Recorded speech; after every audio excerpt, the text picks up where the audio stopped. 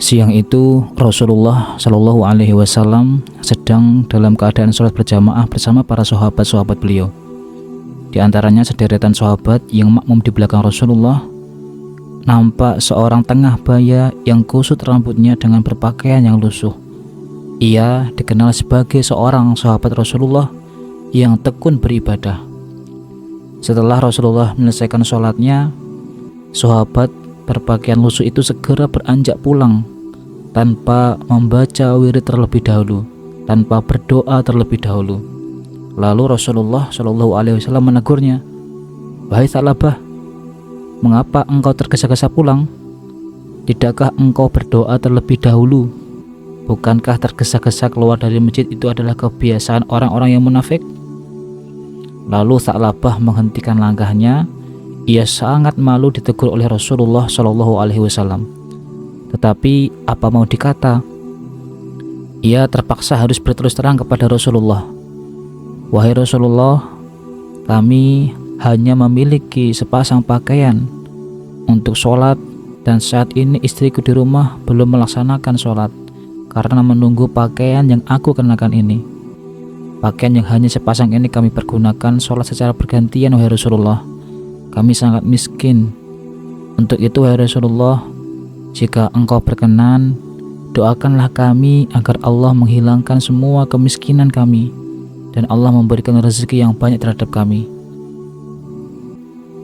Mendengar penuturan seperti itu, Rasulullah pun tersenyum sambil berkata, "Tha'labah sahabatku, engkau dapat mensyukuri hartamu yang sedikit itu lebih baik daripada engkau bergelimangkan harta tetapi engkau menjadi manusia yang kufur." Nasihat Rasulullah sedikit menghibur hati Tha'labah, karena sesungguhnya yang ada di dalam benaknya Tha'labah adalah dia sudah bosan menjalani hidup yang serba kekurangan. Satu-satunya cara agar dapat menjadi kaya adalah memohon kepada Rasulullah, memohon doa kepada Rasulullah, karena doa seorang utusan Allah pasti didengar oleh Allah. Itulah yang selalu menjadi angan-angan Tha'labah. Hingga keesokan harinya ia kembali menemui Rasulullah, dan Tha'labah memohon agar Rasulullah mau mendoakan agar menjadi orang kaya. Setelah mendengar seperti itu, Rasulullah pun kembali menasihati, "Wahai Tha'labah, demi zat diriku berada di tangannya, seandainya aku memohon kepada Allah agar gunung Uhud menjadi emas, Allah pasti akan mengabulkannya. Tetapi apa yang terjadi jika gunung Uhud benar-benar menjadi emas? Masjid-masjid akan sepi, semua orang akan sibuk memupuk kekayaan dari gunung itu. Aku khawatir jika engkau menjadi orang kaya, engkau akan lupa beribadah kepada Allah, wahai Tha'labah." Tha'labah pun terdiam mendengar nasihat dari Rasulullah Shallallahu Alaihi Wasallam. Namun di dalam hatinya berkecamuk, "Aku mengerti Rasulullah tidak mau mendoakan karena beliau sayang kepadaku. Beliau khawatir jika aku menjadi orang kaya, aku akan menjadi golongan orang-orang yang kufur. Tetapi aku tidak seburuk itu. Justru dengan kekayaan yang aku miliki, aku akan membela agama ini dengan hartaku." Itu ucap di dalam hatinya Tha'labah. Akhirnya Tha'labah pun pulang. Ia merasa malu apabila terus memaksa Rasulullah agar mau mendoakannya. Akan tetapi keesokan harinya ia tidak kuasa menahan dorongan hatinya untuk segera terbebas dari belenggu kemiskinan yang kian menghimpitnya. Lalu ditemuinya Rasulullah. Dia memohon untuk yang ketiga kalinya agar Rasulullah mau mendoakan. Dan kali ini Rasulullah Shallallahu Alaihi Wasallam tidak bisa menolak keinginan Tha'labah. Karena saking kepaksanya, Tha'labah berkali-kali mendatangi beliau. Kemudian Rasulullah mengadakan tangan ke langit dan berdoa, "Ya Allah, limpahkanlah rezekimu kepada Tha'labah." Setelah berdoa, Rasulullah memberikan kambing betina yang dalam keadaan kambing itu bunting diberikan kepada Tha'labah.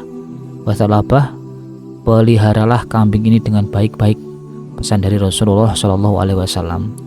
Kemudian Tha'labah pulang membawa kambing pemberian Rasulullah dengan hati yang berbunga-bunga. Dengan model kambing serta doa Rasulullah, "Aku yakin aku akan menjadi orang yang kaya raya." Singkat cerita, hari berganti hari, bulan berganti bulan, Tha'labah yang dulunya miskin dan lusuh sekarang telah berubah menjadi seseorang yang kaya, yang terpandang. Kambingnya pun berjumlah ribuan. Di setiap lembah dan bukit terdapat kambingnya Tha'labah. Pagi itu, Tha'labah berjalan-jalan meninjau kandang-kandang kambing yang sudah tidak sesuai dengan jumlah kambing yang terus berkembang. Aku harus pindah, kata Tha'labah. Aku harus pindah dari sini, mencari lahan yang lebih luas untuk menampung kambing-kambingku.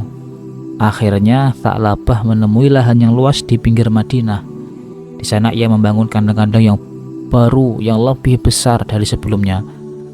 Namun demikian, perkembangan kambing-kambing Tha'labah bagaikan air bah yang sulit dibendung. Kadang-kadang yang baru dibangun itu sudah penuh sesak oleh ribuan kambing. Dengan demikian Tha'labah setiap hari disibukkan terus dengan harta kekayaannya, dengan kambing-kambingnya. Padahal ia dulu setiap sholat 5 waktu selalu berjamaah di masjid. Sekarang datang ke masjid hanya pada saat sholat zuhur dan asar saja. Kini pun kandang kambing yang baru dibangun Tha'labah di pinggir Madinah sudah tidak lagi memenuhi syarat. Maka ia memutuskan untuk mencari area lagi yang lebih luas. Tha'labah sudah tidak memikirkan lagi bagaimana ibadahnya bila jauh dari Madinah. Kepalanya sudah dipenuhi dengan hubud dunia, cinta terhadap dunia, sehingga ia datang ke masjid hanya 1 kali dalam 1 minggu pada sholat Jumat saja. Dengan demikian derasnya harta yang mengalir di rumah Tha'labah, kini ia lebih senang tinggal di rumah daripada jauh-jauh datang ke masjid. Bahkan sholat Jumat pun ia sudah kadang tak datang lagi ke masjid. Sampai Rasulullah SAW bertanya, "Wahai sahabatku, sudah sekian lama Tha'labah tidak kelihatan di masjid. Tahukah kalian kemana dan bagaimana keadaan Tha'labah sekarang?" Kemudian jawab sahabatnya, "Ya Rasulullah, Tha'labah sudah menjadi orang kaya sekarang. Lembah-lembah di Madinah maupun di luar Madinah telah penuh dan telah sesak dengan kambing-kambingnya Tha'labah." Lalu Rasulullah SAW menjawab, "Benarkah? Benarkah seperti itu? Tapi mengapa ia tidak pernah menyerahkan sedekahnya sedikit pun?" tanya Rasulullah SAW. Kemudian setelah Allah menurunkan ayat tentang kewajiban zakat, Rasulullah SAW mengutus 2 orang sahabat untuk menjadi amil zakat. Seluruh umat Islam di Madinah yang hartanya dipandang sudah nisab zakat didatangi. Tak terkecuali Tha'labah pun menjadi giliran. Kedua utusan Rasulullah membacakan ayat zakat di hadapan Tha'labah. Kemudian setelah dihitung dari seluruh harta kekayaan Tha'labah, ternyata memang banyak harta Tha'labah yang harus diserahkan sebagai zakat. Namun tak disangka, Tha'labah mukanya berubah menjadi merah. Ia berkata, "Apa-apaan ini? Kalian mengatakan ini zakat, tetapi menurutku ini lebih tepat disebut upeti. Ini pajak. Sejak kapan Rasulullah menarik pajak, menarik upeti ya? Aku bisa rugi," ucap dari mulut Tha'labah dengan muka merah yang marah. "Kalian pulang saja, aku tidak mau menyerahkan hartaku ini." Kemudian kedua utusan Rasulullah kembali menghadap Rasulullah SAW dan menceritakan semua perbuatan Tha'labah.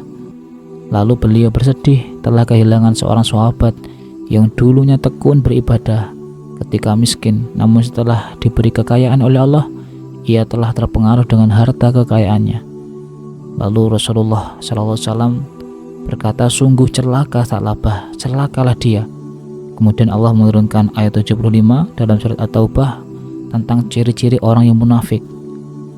Ayat ini pun segera menyebar ke seluruh muslimin di Madinah, sehingga ada salah seorang sahabatnya Tha'labah yang datang memberitahu Tha'labah tentang ayat ini.